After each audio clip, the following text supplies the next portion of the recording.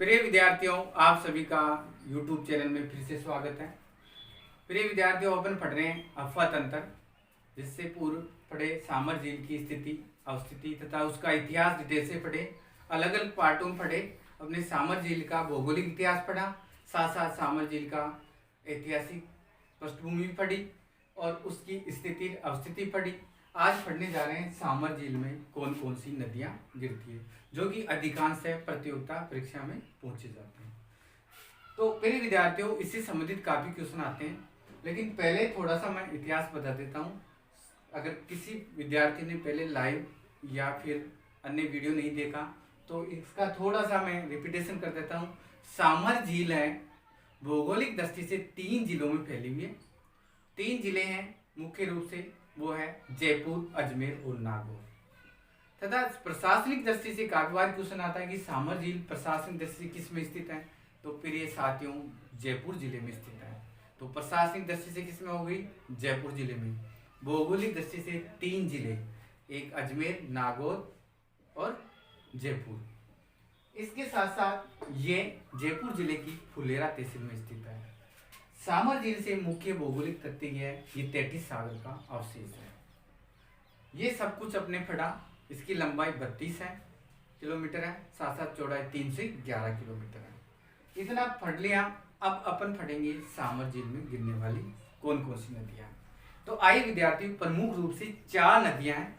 इसके साथ साथ अन्य नालों का भी मैं जिक्र करूंगा। 4 नदियां अपन पढ़ते हैं कि सबसे पहले पढ़ते हैं कि सामर झील का कौन सा अफवाह प्रणाली है। तो इसमें गिरने वाली जितनी भी नदियां हैं, प्रिय विद्यार्थियों याद रखना, ये नदियां अभी केंद्रीय अफवाह तंत्र बनाती है। याद रखना प्रिय साथियों, सामर झील में गिरने वाली जितनी भी नदियां हैं वो अभी केंद्रीय अफवाह प्रणाली का हिस्सा बनती है, अर्थात परिधि से लेकर केंद्र की तरफ आती है, अर्थात निम्न भूमि में आती है। अर्थात सामर झील निम्न भूमि है उसमें आती है। तो प्रिय साथियों, सामर झील की लोकेशन वो इस प्रकार है, अर्थात उत्तर पश्चिम से दक्षिणी पश्चिम की ओर ऐसे फैली हुई है। सबसे अधिक प्रिय साथियों जयपुर जिले में स्थित है। फिर कुछ जो भाग है वो प्रिय साथियों अजमेर जिले में है। कुछ भाग अजमेर जिले में, सबसे अधिक भाग जयपुर जिले में, और फिर उसके बाद में नागौर जिले में, और फिर है आपकी अजमेर में।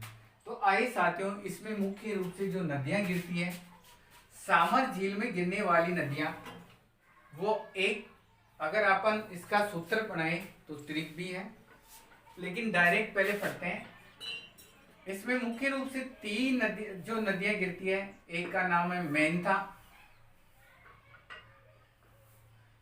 प्रिय साथियों, दूसरी नदी है रूपनगढ़।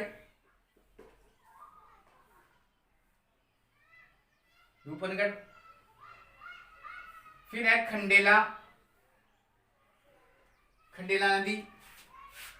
फिर प्रिय साथियों चौथी नदी है खारी नदी।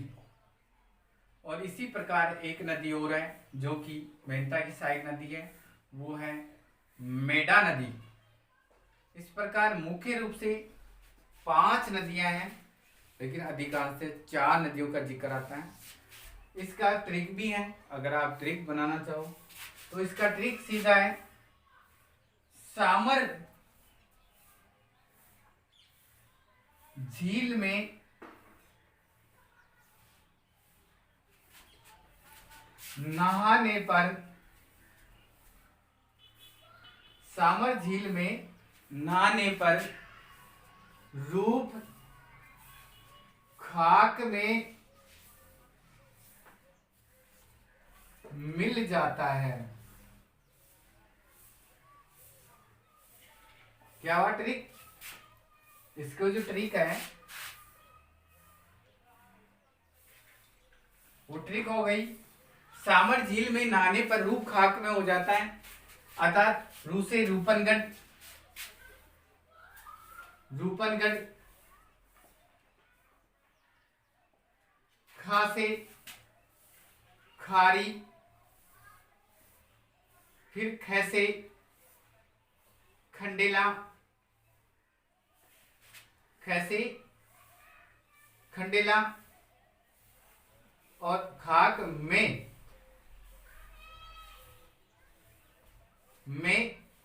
मिल जाता है। में मिस मेंथा और मेडा नदी। अर्थात सामर झील में नहाने पर रूप खाक में मिल जाता है। आप याद रख सकते हो, तरीका है रूपनगढ़, खारी, खंडेला और मेंथा मेडा नदी। तो ये नदियां हैं जो मुख्य रूप से सामर झील में गिरती हैं। आइए विद्यार्थियों, जो अभी केंद्रीय प्रणाली का हिस्सा बनती है, नदियां जो चलती हैं, एक नदी यहां से निकलती है, प्रिय साथियों, ये पहाड़ है, और ये जो पहाड़ है वो है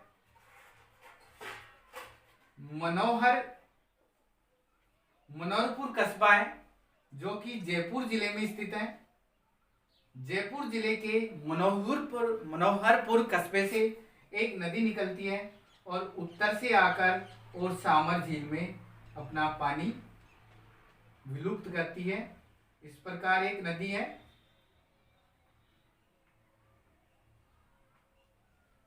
ये नदी विलुप्त होती है इस प्रकार, और इस नदी का प्रिय साथियों नाम है मेंथा नदी। मेंथा नदी है, अतः ये मेंथा नदी है जो मनोहरपुर कस्बे से निकलती है और यहाँ चली जाती है, अतः अपना पानी सामर लेक में विलुप्त कर देती है। उत्तर से आने वाली एकमात्र नदी। इस प्रकार दूसरी नदी है प्रिय साथियों, वो यहां से आती है।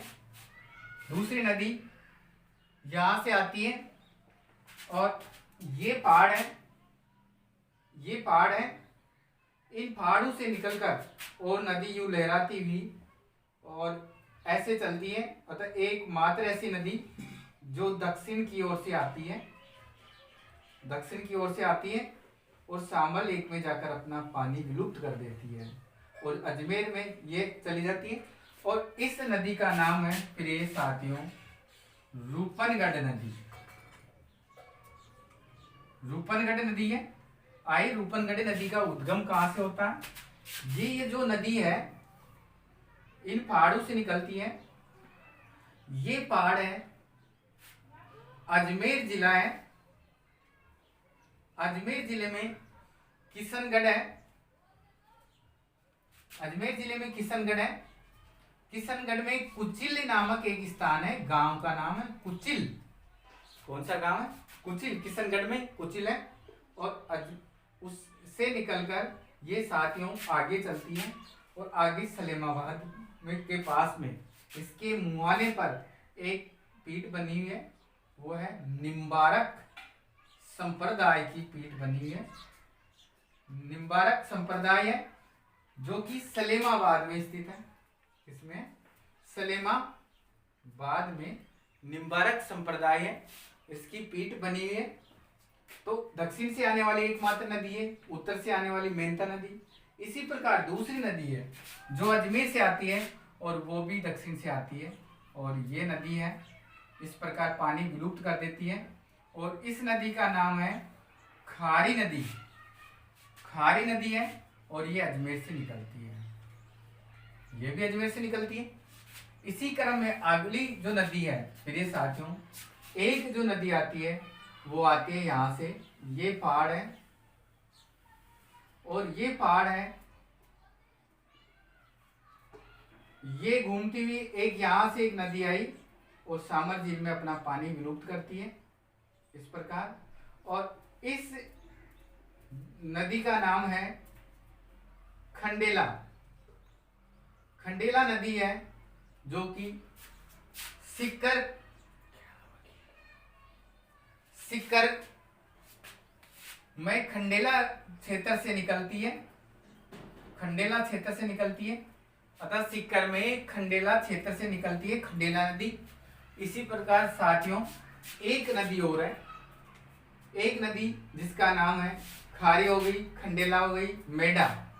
मेढा नदी है जो साथियों यहाँ से आती है और सामर से पहले नागौर जिले में